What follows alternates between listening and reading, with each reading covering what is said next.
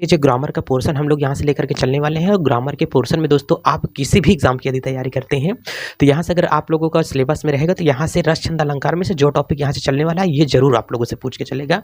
तो दोस्तों बढ़िया अच्छे तरीके से आज यहाँ से हम लोग उसको देख करके चलते हैं। आप थंबनेल को देख करके अंदाज किए होंगे आज की क्लास दोस्तों एकदम बेहतरीन चलने वाली है यहाँ से, और इस बात की मैं गारंटी लेता हूँ सभी टॉपिक आपको आज अच्छे तरीके से समझ में आने वाले हैं। जी हाँ, क्योंकि आज की क्लास आपके मन की चलने वाली है। बिल्कुल सही समझा दोस्तों। आज जो हमारे पास में यहाँ पर दोस्तों हम लोग टॉपिक लेकर के चल रहे हैं दोस्तों, आज का टॉपिक हमारे पास में यहाँ से रस चलने वाला है। जी हाँ सर, आज रस पढ़ाने वाले हैं। बिल्कुल सही दोस्तों, आज हम आपको रस लेकर के समझाने वाले हैं। तो रस दोस्तों क्या रस, अच्छा सर बताइए रस होता क्या है? जो सब्जी वाला जूस होता है सर उसी को तो रस कहते हैं। हमने कहा अच्छा सब्जी वाला जो जूस होता है उसको रस कहते हैं, कदे हो तो इसका मतलब दोस्तों वो हमारे पास में रस वो नहीं होता है। तो इसका मतलब सर जो क्या होता है फलों का जूस होता है उसे रस कहा जाता है? नहीं, रस उसे नहीं कहते हैं दोस्तों। कभी भी अगर आप लोगों से रस का मतलब पूछ लेता है तो दोस्तों रस का मतलब एक प्रकार का आनंद होता है। रस का मतलब दोस्तों क्या समझेंगे?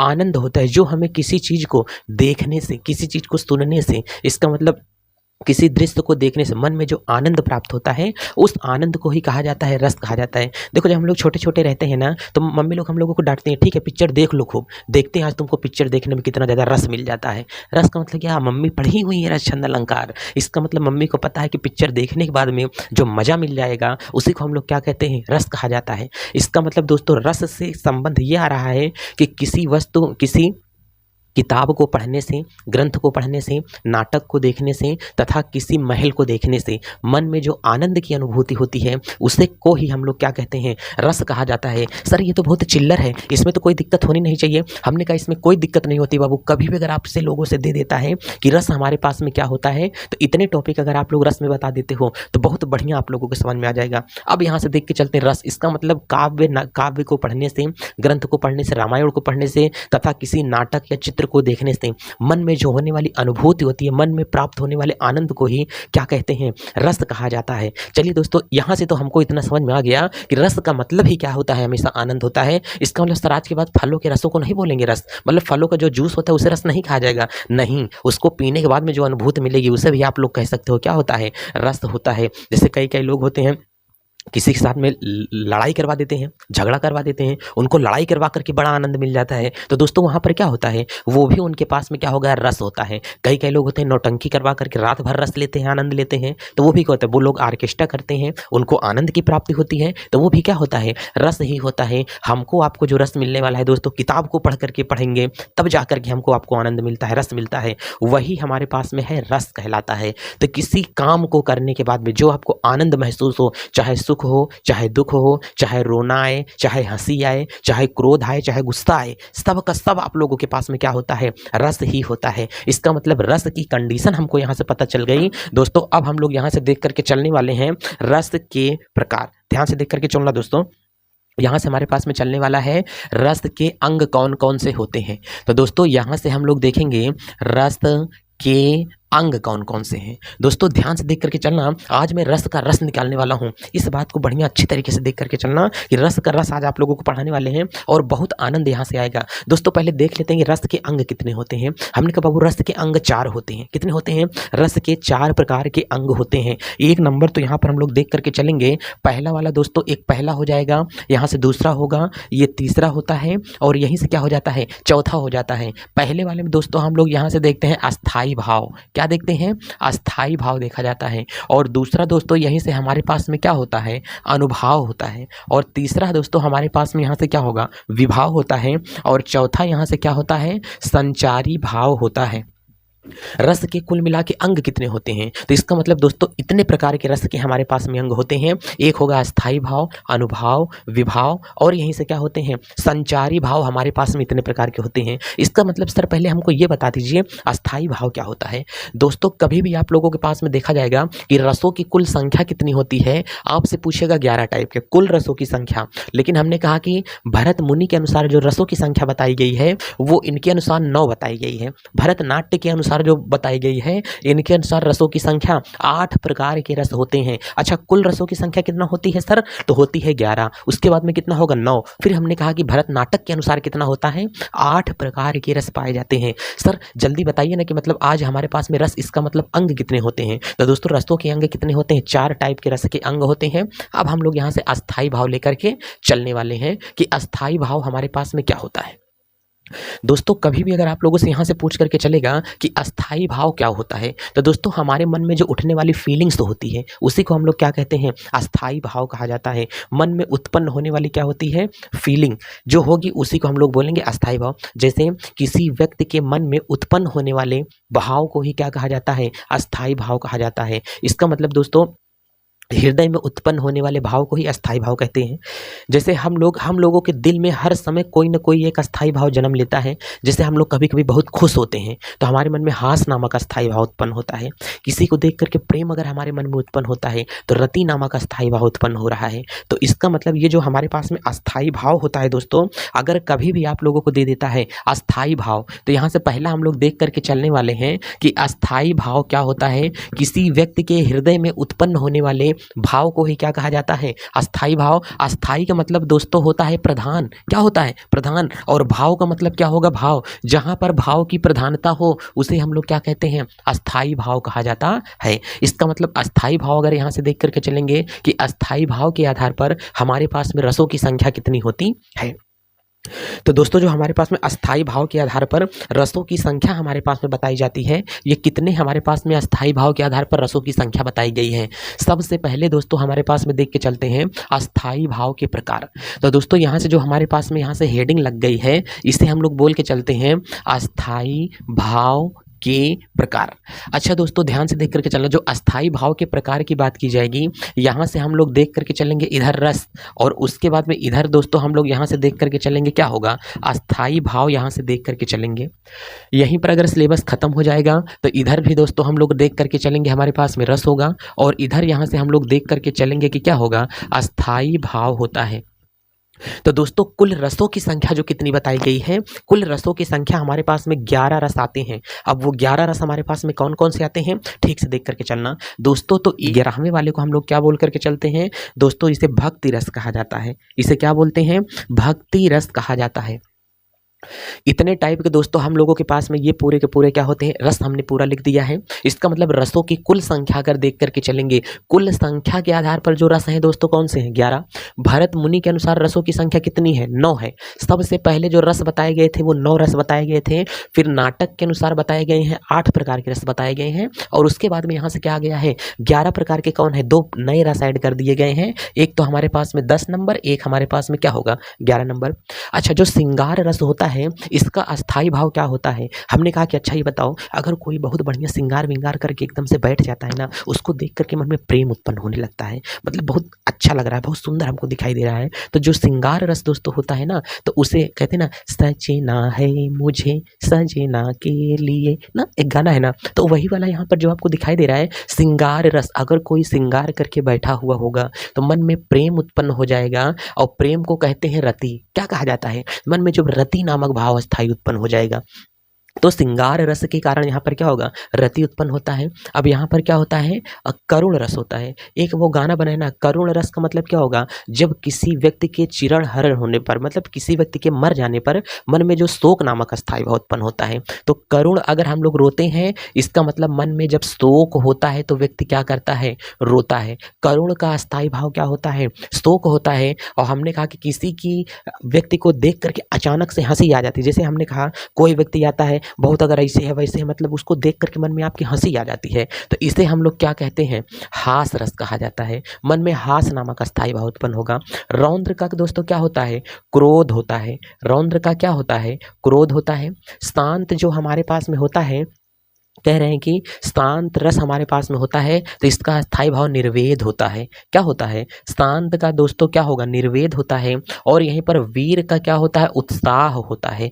वीर रस का अस्थाई भाव क्या होगा? उत्साह होता है। अगर यहाँ से कह रहा है कि अद्भुत होता है, तो इसका मतलब यहाँ से क्या होता है? विस्मय होता है। क्या होगा? विस्मय। भयानक का अस्थाई भाव दोस्तों क्या होता है? भय होता है। विभत्स अगर हमारे पास में आएगा तो इसका दोस्तों जो अस्थाई भाव होगा घृणा होता है, या तो यहीं से क्या होगा? निंदा होता है। वात्सल्य का स्थायी भाव दोस्तों हमारे पास में क्या होता है? स्नेह होता है। अगर भक्ति रस हमारे पास में आता है तो इसका स्थायी भाव दोस्तों क्या होता है? अनुराग होता है। इसको अब हम लोग पहले याद करके चलते हैं। हमने कहा कि अगर कोई श्रृंगार करके बैठा हुआ होगा, तो अगर कोई सज संवर के बहुत अच्छे तरीके से बैठी होगी, तो वहाँ पर देख करके हमको क्या होता है? प्यार उत्पन्न होने लगता है। इसका मतलब ये वाला जो होता है नायक और नायिका के बीच में ये वाला प्रेम प्रसंग उत्पन्न होता है। करुण रस, अगर कोई व्यक्ति मर जाता है, रोना आता है, तो इसका मतलब वहाँ पर शोक नामक स्थायी भाव उत्पन्न होगा। अगर हास है, अगर किसी चीज को देख करके हंसी आती है, हास का क्या होगा? हास्य होगा। रौद्र कहते हैं भगवान शिव का रौद्र रूप एकदम से देखा जाता है। रौद्र रूप, रौद्र का मतलब क्रोधित वाला एकदम से रूप है, तो रौद्र का क्या होता है? क्रोध होता है। अच्छा, शांत कोई रहता है तो उसके मुख से कोई वेद नहीं निकलता है। हमने कहा जितनी भाषा हम लोग बोलते हैं वेदों की भाषा कहीं कहीं से है। पंडित लोग बोलते हैं तो वेदों की भाषा अगर निकलती है, हमने कहा मुख से कोई वेद ना निकले, इसका मतलब मैं शांत रहूं तो मुख से वेद ना निकले, निर्वेद, वेद ना निकले निर्वेद। तो शांत रहेंगे तो वेद नहीं निकलेगा तो क्या होगा? निर्वेद होगा। केवल ये याद करने का एक तरीका मैं बता रहा हूं। वीर होंगे तो उत्साहित हो जाते हैं। जितने वीर सैनिक हमारे यहाँ होते हैं, सारे वीर सैनिक क्या होते हैं? उत्साहित होते हैं। तो वीर क्या होते हैं? उत्साह से भरे होते हैं। अद्भुत अगर हमको कोई चीज देखने को लग जाती है तो हमको बहुत आश्चर्यचकित होता है, विस्मयादिबोधक चिन्ह होता है। इसका मतलब कोई चीज अद्भुत होती है तो क्या होता है? विस्मय हमको देखता है। भयानक होगा तो क्या होगा? भय होता है। अब जैसे हमने कहा किसी बहुत विचित्र चीज अगर देख लिया जाता है तो भय के मारा कांपने लगते हैं, तो मन में भय उत्पन्न हो जाता है। किसी को अचानक से अगर देख लिया जाता है तो मन में दोस्तों हमारे क्या उत्पन्न हो जाता है? आश्चर्यचकित उत्पन्न हो जाता है। हमने कहा किसी को प्रपोज करने के लिए गए हो और वहां पर पता चले कि उसका पापा आ गया है वहां पे सामने, तो तुम्हारे मन में भय क्या होगा? आश्चर्यचकित उत्पन्न हो जाएगा कि नहीं? या तो प्रपोज करने के लिए गई हो, दोनों बहन कहाँ है? एकदम जुड़वा है। तुमने प्रपोज करने के लिए गया क्या छोटी बहन को, अब मिल गई उसकी दीदी बड़ी वाली मिल गई है, तो तुमको आश्चर्य होगा कि नहीं? ओ माय गॉड, ये कैसे आ गया है? तो यही चीजें यहाँ पर आ जाती हैं। देखो भाई, हिंदी पढ़ा रहा हूँ तो हिंदी को लेकर के कोई लोग जज मत करना, मैं ऐसे ही पढ़ाता हूँ। और ये तो प्रेम प्रसंग वाला पूरा का पूरा चैप्टर चल रहा है ना, तो मतलब इसमें तो कुछ ऐसे ही चलेगा तब आप लोगों के समझ में अच्छा खासा आ सकता है। भयानक, भूत प्रेत कोई देख लेते हो तो भय के मारा कांपने लगते हैं, वहां पर मन में भय उत्पन्न हो जाता है। क्या होता है? विभत्स होता है। विभत्स का क्या होता है मालूम है? घृणा होता है। विभत्स में घृणा कैसी आती है मालूम है? विभत्स वहां पर उपयोग किया जाता है, जैसे हमने कहा जैसे कोई जानवर मर गया है, मरने के बाद उसके ऊपर चील कौवे जितने भी लगे हुए हैं ना, सारे चील कौवे उसकी जीभ ऐसे निकली पड़ी है, उसकी जीभ को चील कौवे नोच नोच करके एकदम से खा रहे हैं, उसका पेट फट गया है, कुत्ते उसके मांस को आंत को पकड़ करके क्या कर रहे हैं? खींच रहे हैं। कीड़े उसमें क्या कर रहे हैं दोस्तों? चल रहे हैं। अब हमने कहा कि तुमको मैं थाली में खाना निकाल करके वहीं दे देता हूं, क्या तुम खाना खा पाओगे? नहीं खा पाएंगे सर। क्यों? क्योंकि सर वहां पर बहुत गंदगी हो गई है सर, तुम्हारे मन में घृणा उत्पन्न होगी। तो इसी को क्या कहा जाता है? विभत्स कहा जाता है। जैसे किसी लाश को चील कौवे नोच नोच करके वहां पर खा रहे हैं, उसकी नाक बह रही है, तो हमने कहा मन में विभत्स मतलब किसी को घृणा उत्पन्न हो जाए, मतलब कोई गंदगी चीज वगैरह को देख करके, तो वहां पर क्या होता है? विभत्स रस आता है। एक माँ और बच्चे के बीच में जब प्रेम उत्पन्न होता है तो उसे क्या कहा जाता है? स्नेह, वात्सल्य रस वहां पर उत्पन्न हो जाता है। क्या होता है? वात्सल्य रस वहां पर उत्पन्न होता है। अब कृष्ण को देख करके कई कई लोग राम राम करने लगते हैं ना, तो इसका मतलब वहां पर क्या होता है? भक्ति अनुराग पैदा हो रहा है। जैसे कभी कभी देखो नवरात्र में क्या होता है? लोग भक्ति रस उत्पन्न होता है ना, तो इसका मतलब यहाँ पर जब नवरात्र में होगा तो भक्ति रस उत्पन्न होगा, तो उसे कहा जाता है कि क्या होगा? अनुराग होता है। एक बार दोस्तों इसको आप लोग स्क्रीनशॉट ले लो, मैं पूरा मिटा करके देखता हूँ कि कौन सा आप लोगों को याद हुआ है कि नहीं याद हुआ है। चलते हैं, सभी चीजें मैं केवल याद कराने के मैटर से यहाँ पर बना रहा हूँ। रस होता है, श्रृंगार होता है। कोई श्रृंगार करके बैठेगा तो प्रेम उत्पन्न होगा। इसका मतलब दोस्तों इसे क्या कहते हैं? रति कहा जाता है। हमने कहा कि करुण कोई रोएगा तो इसका मतलब उसके मन में शोक उत्पन्न हुआ होगा। क्या होगा? शोक। हमने कहा कोई हंसेगा तो इसका मतलब क्या होगा? हास रस उत्पन्न होता है। हमने कहा भगवान शिव का रौद्र रूप मतलब क्रोधित वाला रूप, तो रौद्र का दोस्तों क्या होता है? क्रोध होता है। अब हमने कहा शांत, शांत रहेंगे तो मुझको वेद नहीं निकलेगा, शांत रहेंगे तो वेद नहीं निकलेगा, और वेद नहीं निकलेगा तो दोस्तों इसको क्या बोला जाता है? निर्वेद कहा जाता है। अब हमने कहा वीर, वीर हमेशा उत्साहित होते हैं। क्या होते हैं? तो वीर का दोस्तों यहां से क्या हो जाएगा? उत्साह होता है। क्या होगा? उत्साह होता है। अद्भुत रस होता है, किसी चीज को आश्चर्यचकित होना। छोटी वाली के लिए गए थे, मिल गई बड़ी वाली, तो इसका मतलब क्या होता है? विस्मय वहां पर हो जाता है। तो इसका मतलब हम लोग कह सकते हैं यहाँ पे क्या होगा? विस्मय होगा। भयानक होता है, कोई भयानक दृश्य देख लो एकदम से डर जाओ, मन में भय बस जाए। क्या बस जाए? भय। तो इसका मतलब यहाँ से क्या होता है? भयानक रस हो जाएगा। विभत्स, चील कौवे मांस को नोच नोच करके खा रहे हैं, तो मन में घृणा उत्पन्न होगी। क्या होगी? घृणा। कोई किसी को देख करके जलेगा। वात्सल्य रस, माँ और बच्चे के बीच में अगर प्रेम उत्पन्न हो जाता है ना, तो इसे हम लोग क्या कहते हैं? वात्सल्य रस कहते हैं। और यहाँ पर स्नेह उत्पन्न होता है। यशोदा और कृष्ण के बीच में क्या उत्पन्न हो रहा है? स्नेह उत्पन्न हो रहा है। एक माँ और बेटे के बीच का ये प्यार होता है। सब सबको जो कि नहीं नसीब होता है। अब जो भक्ति रस होता है ये अनुराग होता है। भक्ति का दोस्तों क्या होता है? अनुराग होता है। जहाँ पर भक्ति होगी वहाँ पर क्या किया जाएगा? अनुराग किया जाता है। इतनी चीज़ें आप लोगों को दोस्तों मैंने बता दिया। ये हमारे पास में क्या होगा? अस्थाई भाव के प्रकार। अच्छा 11 प्रकार के रस हैं, तो 11 प्रकार के अस्थाई भाव हैं कि नहीं? तो इसका मतलब 11 प्रकार के अस्थाई भाव भी यहाँ पर हैं। तो अस्थाई भावों की कुल संख्या कितनी है? 11 है। हमने कहा कि भरतनाट्य के अनुसार कितनी है? 8 होती है। अच्छा यहाँ पर हमने कहा भरतनाटक के अनुसार कितनी है? तो इसका मतलब जो नाटक वगैरह बनाए जाते हैं इनमें कितने रसों का उपयोग किया जाता है? तो हमने कहा नाटक वगैरह जो बनाया जाता है ना, देखो पहली बात तो जो पहले बनाए गए थे ये 2 हमारे नहीं थे। तो पुराने टाइम पर जो रस हुआ करते थे वो कितने हुआ करते थे? 9। अब इसमें से कितने रसों का उपयोग नाटक में किया जाता है? हमने कहा 8। तो सर इसका मतलब हटाया किसको गया है? हमने कहा शांत रस को हटा दिया गया है। अच्छा देखो जहाँ पर कोई एकदम शांत मुद्रा में क्या होता है? खड़ा रहता है। वहाँ पर अगर नाटक कोई बनाया जा रहा है, क्या सभी एक्टर आकर के एकदम शांत खड़े हो जाएंगे? लोग उनको देखेंगे, देखने के बाद उनको क्या करेंगे? इनाम दिया जाएगा। तो मतलब शांत रस को कोई नाटक ऐसा है ही नहीं जिसमें सभी लोग आकर के क्या हो? शांत खड़े हो जाएं और नाटक अपने आप में क्या कर रहा है? बन रहा है, कोई उसको देखे गए हैं। तो नाटक में शांत स्वभाव नहीं होता है, शांत रस का इस्तेमाल नहीं किया जाता है। अच्छा मैं वीडियो बना रहा हूँ, बताओ आपको आनंद आ रहा होगा, आपको हंसी आ रही होगी, हास्य रस उत्पन्न होगा। अभी मैं रति भाव आप में उत्पन्न कर दूंगा, प्रेम में उत्पन्न कर दूंगा आपके मन में, ठीक है? आज सारी रात आपके मन में प्रेम उत्पन्न होगा। तो इसका मतलब यहाँ से क्या है? शांत रस। मैं वीडियो बना रहा हूँ, मैं अभी यहाँ पे एकदम खड़ा हो जाऊँ, क्या तुम मेरा वीडियो देखोगे? शांत रहो एकदम से, नहीं बोलूंगा तो तुम मेरा वीडियो नहीं देखोगे। क्यों? क्योंकि शांत रस यहाँ पर उत्पन्न हो गया है ना। तो नाटक में शांत रस का उपयोग नहीं किया जाता है। बताओ 9 में से 1 और गायब हो गया, सर कितना बचा? कहें सर 8 बच गया। तो समझ में आया ना कि जो भक्ति और नाटक होते हैं इनमें कितने रसों का उपयोग किया जाता है? तो नाटक के आधार पर 8 रस होते हैं। भरत मुनि ने पहले कितने बताया था? 9। अब टोटल रसों की संख्या कितनी हो गई है? तो टोटल रसों की संख्या जो आ गई है दोस्तों वो 11 प्रकार के हमारे पास में रस हैं। कितने टाइप के हैं? 11 प्रकार के हमारे पास में टोटल रसों की संख्या है।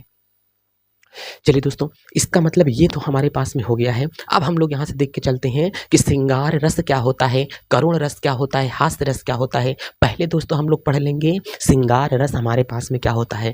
अब दोस्तों आपको लोगों को यहाँ पर आएगा ना, वही ये गाना है दोस्तों यहाँ पर श्रृंगार रस आ गया। तो इसका मतलब पहले रस की अगर दोस्तों बात की जाएगी दोस्तों, कभी भी श्रृंगार ऐसा नहीं लिखा जाता है। ये श्रृंगार हमेशा गलत माना जाता है, हमेशा श्रृंगार होता है। क्या होता है? श्रृंगार होता है। तो इसका मतलब श्रृंगार रस हमारे पास में क्या होगा? ये उत्पन्न हो रहा है, ये हमेशा क्या होगा? गलत होता है। तो दोस्तों अगर कभी आप लोगों से बोलता है ये श्रृंगार रस हमारे पास में क्या होता है, श्रृंगार रस किसे कहा जाता है, ध्यान से समझ करके चलना दोस्तों। श्रृंगार रस क्या होता है? तो दोस्तों जहाँ पर 2 प्रेमी और प्रेमिकाओं का वर्णन किया जाता है, इनकी प्रेम दशा का वर्णन किया जाएगा, उसको ही हम लोग क्या बोलते हैं? श्रृंगार रस उत्पन्न होता है। जहाँ पर 2 प्यार करने वालों का जिक्र किया जाएगा वहाँ पर उसे हम लोग क्या बोलते हैं? प्रेम रस कहा जाता है। इसका मतलब वहाँ पर क्या होगा? श्रृंगार रस कहा जाता है। ये जो हमारे पास होता है इसे रसों का राजा कहा जाता है। तो इसका मतलब यहाँ से प्रेम रस जितना यहाँ पर उत्पन्न हो रहा है। अब हमने कहा कि जैसे क्या होता है, एक नायक होता है और एक क्या होती है? नायिका होता है। और दोनों आपस में एकदम क्या करते हैं?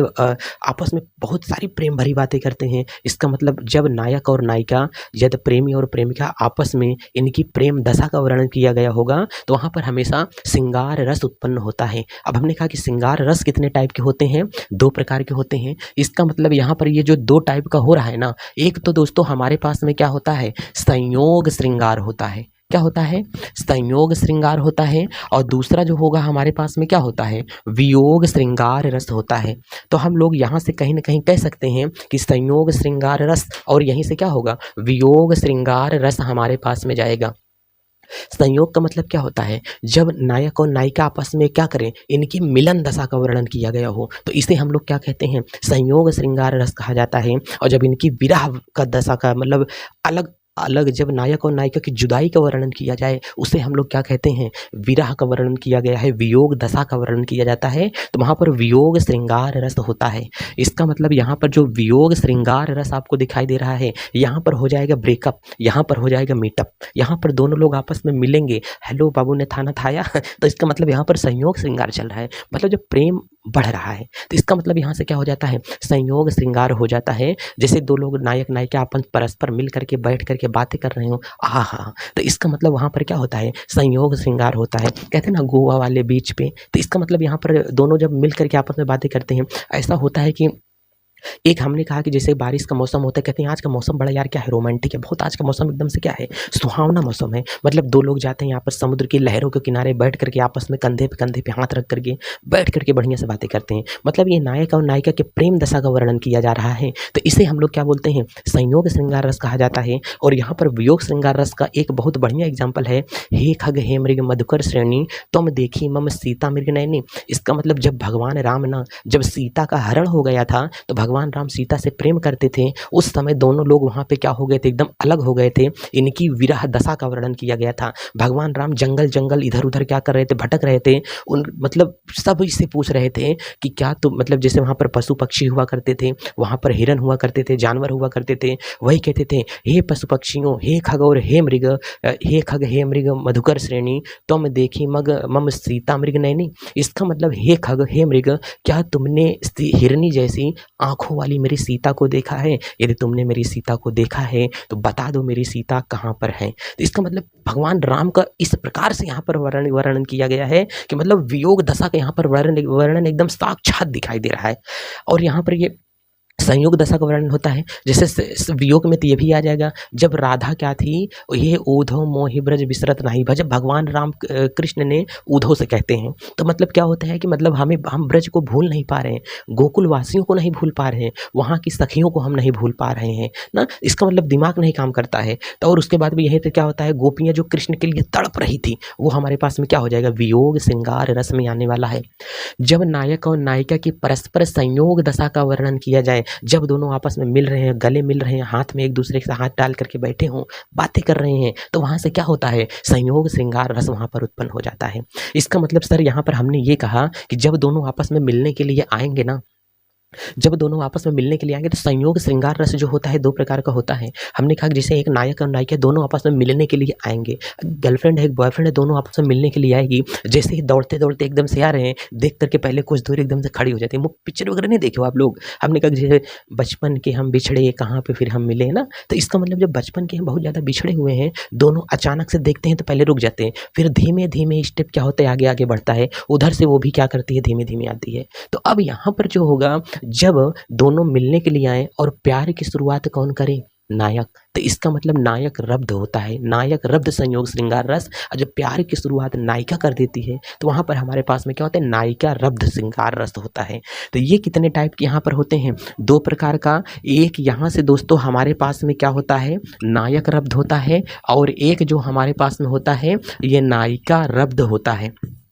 तो बताओ इसका मतलब जब मिलन दशा का वर्णन की शुरुआत कौन करे, नायक। तो और जब मिलन दशा की शुरुआत कौन करे, नायिका करे। तो वहाँ पर ये चीज़ें हमारे पास में निकल करके आती हैं। अब दोस्तों यहाँ से ये देख करके चलते हैं, संयोग जो श्रृंगार रस का अंग होता है, ये कितने टाइप के हमारे पास में संयोग श्रृंगार रस हमारे पास में हो जाते हैं। तो इसका मतलब इसका अगर दोस्तों यहाँ से वर्णन किया जाएगा ना, तो संयोग श्रृंगार रस यहाँ से उत्पन्न हो जाता है। इसको हम लोग थोड़ा सा यहाँ पे क्या करते हैं, देख करके चीज़ों को चलते हैं कि कौन कौन से हमारे पास में आ जाते हैं। तो हेडिंग अब हम लोग बना करके चलते हैं, श्रृंगार रस के अवयव। ध्यान से देख करके चलना बच्चों, श्रृंगार रस का अवयव यहाँ से देख करके चला जाएगा। आज पूरा आपके दिमाग में छाप करके दोस्तों जाएंगे कि श्रृंगार रस, मैंने बताया ना, देखो सबसे पहले मैंने आप लोगों को दोस्तों बताया कि क्या होता है, रस क्या होता है। काव्य को पढ़ने से, नाटक को देखने से, चित्र को देखने से जो मन में आनंद प्राप्त हो जाता है उसे क्या कहा जाता है, रस कहा जाता है।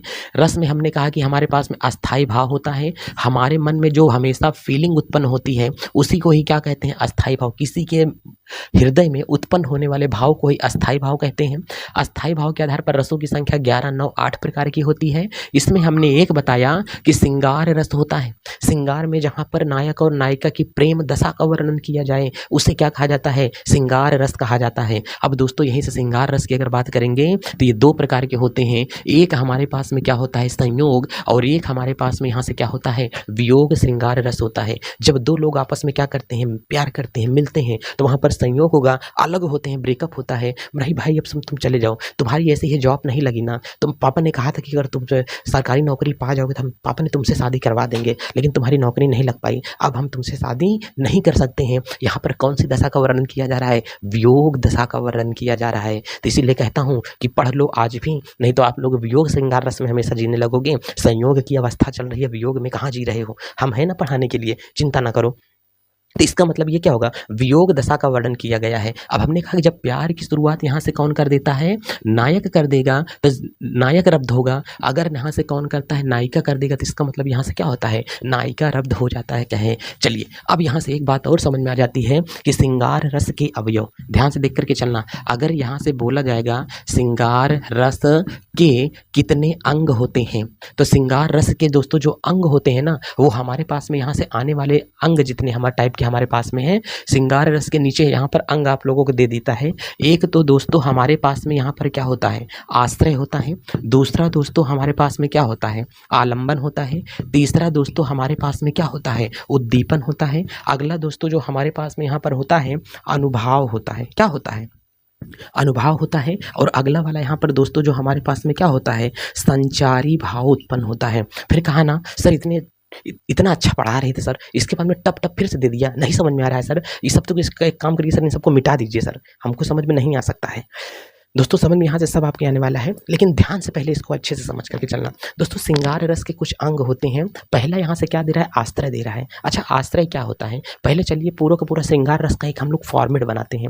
आप लोग कल्पना करके चलो, अपने अपने स्थान पर अपने को मान लो या तो किसी और को मान करके चल सकते हो। दोस्तों हमने कहा कि ये हमारे पास में क्या होता है, एक नायक है। दोस्तों जो श्रृंगार रस अगर कहीं पर भी उत्पन्न करना है, तो इसका मतलब हमको बुलाना पड़ेगा दोस्तों किसको, एक प्यार करने वाले को, और इसी के साथ में एक बुलाना पड़ेगा किसको, एक नायिका को बुलाना पड़ता है। इसका मतलब दोस्तों जब नायक होता है और एक क्या होती है, नायिका होती है, जब आपस में दोनों क्या करते हैं, एक दूसरे से मिलते हैं, तो मिलने के बाद में दोस्तों जो नायक होता है, जो प्रेमी होता है, जो प्रेमिका होती है, आपस में मिलते हैं दोस्तों।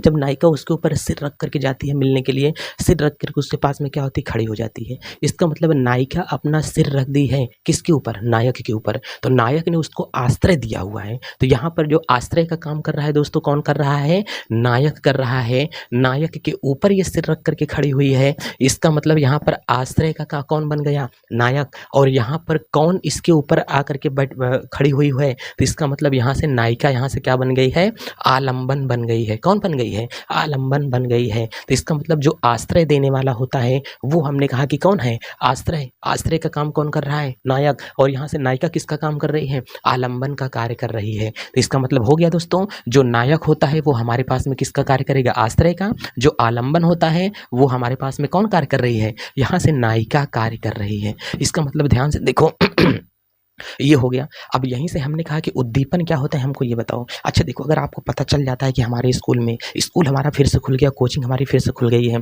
तुम कोचिंग में बैठ करके पढ़ रहे हो, अब पता चल गया कि तुम्हारी गर्लफ्रेंड क्या कर दी है, कोचिंग में आ गई है। और कोचिंग में सर कितना भी बढ़िया पढ़ा रहे हैं, लेकिन तुम्हारा मन नहीं लग रहा है, तुम बार बार उसको क्या कर रहे हो, देख रहे हो। अब पता चले तुम उसको बार बार देख रहे हो, एक बार उसने अपनी जुल्फों को क्या किया, ऐसे गिरा दिया।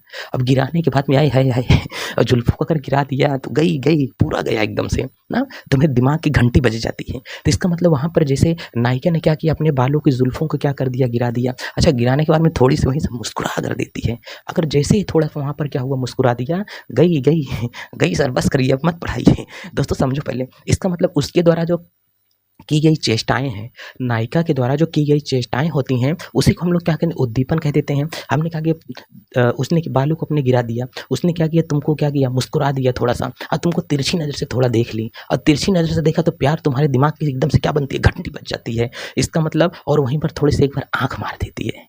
अगर वहीं पर दोस्तों क्या होगा, अगर आंख मार देगा तो आंख का मारना भी क्या है, एक प्रकार का उद्दीपन। हमने कहा दोस्तों जो बालों का गिराना क्या होता है, वो भी एक प्रकार का क्या है, उद्दीपन है। अब यहीं से हमने कहा कि बालों का गिरना भी क्या होगा, उद्दीपन होगा। और यहीं से क्या होगा, तिरछी निगाह से देखना, ये भी एक प्रकार का क्या होता है, उद्दीपन हो जाता है। मान लो कोचिंग है, कोचिंग में पहले टाइम पर आप लोग वहाँ पर चले गए हो। अब जैसे ही नायिका वहाँ पर क्या करती है, कोचिंग में आती है, अब वहाँ पर जैसे ही गेट के अंदर एंट्री एकदम से होती है, एकदम ठंडी ठंडी पूरी की पूरी क्या करती हैं, हवाएं चलने लगती हैं। तो जितनी ठंडी ठंडी हवाएं चल रही हैं, अब वहीं पर क्या होता है, थोड़ा सा जुल्फों को क्या करना, गिरा देना, थोड़ा सा मस्तानी चाल क्या करना, चल देना ना। तो ये तो शरीर के द्वारा चेष्टाएं की जा रही हैं। तो इसी को ही हम लोग वहाँ पर क्या बोलते हैं, उद्दीपन कहा जाता है। कहें सर समझ में आ गया सर, इसका मतलब क्या होता है सर? जुल्फ़ों का गिराना। हाँ, हाँ, ठीक है। और यहाँ से क्या होता है? मुस्कुराना, हँसना, ये सारी चीज़ें हमारे पास में क्या होती है? हक्का मारना, ये सारी चीज़ें क्या होती हैं? उद्दीपन होती हैं। कहें सर बहुत बढ़िया सर, समझ में आ गया है। अब हमने कहा बताओ, जब तुम दोनों के बीच में प्यार की शुरुआत हो चुकी है,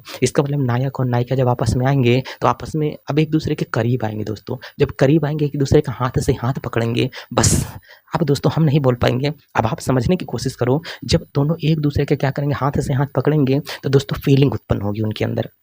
इसका मतलब उनके द्वारा अब शारीरिक चेष्टाएँ उत्पन्न हो सकती हैं। अब इस शारीरिक चेष्टाएँ में दोस्तों दोनों एक-दूसरे से गले मिल सकते हैं, दोनों एक-दूसरे को दोस्तों यहीं पर क्या कर सकते हैं? चुंबन कर सकते हैं, दोनों एक-दूसरे को क्या कर सकते हैं? कटाक्ष कर सकते हैं, आलिंगन कर सकते हैं दोनों एक-दूसरे को। इसका मतलब उद्दीपन के बाद में जब दोनों मिलते हैं, तो मिलने के बाद में जो शारीरिक चेष्टाएँ, शारीरिक एक्टिविटी जो उत्पन्न हो जाती है, उसी को ही हम लोग क्या कहते हैं? अनुभाव कहा जाता है। इसमें गले मिलना भी हो सकता है, चुंबन भी हो सकता है, कटाक्ष भी हो सकता है, ये सारी चीज़ें इसमें हो जाती हैं। दोस्तों आज आपकी रात एकदम से अच्छी खासी बन जाएगी, मतलब सोचने समझने लगोगे आप लोग कि मतलब कि हाँ, किस प्रकार से मतलब रस को पढ़ाया जा सकता है। आज प्रेम ही प्रेम उत्पन्न होगा। अब यहाँ से कह रहा है कि संचारी भाव क्या होता है? अब हमने कहा जैसे कि गले होता है, गले लगाने के बाद में नहीं, नहीं छोड़ो ना, अब हम जा रहे हैं। तो इसका मतलब वहाँ पर चीज़ें क्या होती हैं? मिलने के बाद में जो दूरियाँ बनती हैं, दूर जाकर के दोनों एक-दूसरे से बैक साइड में खड़े हो जाएँगे। अब मन में जो प्यार, बेटा मन में लड्डू फूटा तो वही हमारे पास में क्या होता है? संचारी भाव कहलाता है। इसका मतलब